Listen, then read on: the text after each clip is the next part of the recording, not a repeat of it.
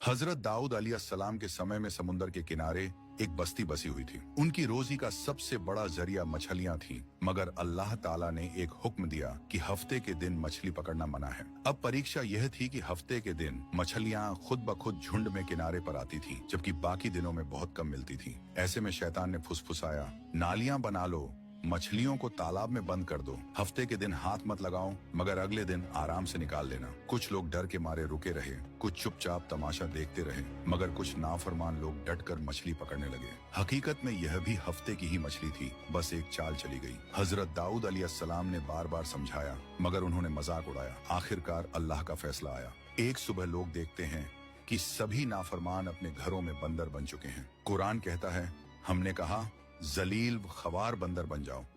यह था उस कौम का अंजाम जिसने अल्लाह के हुक्म को मजाक बना लिया।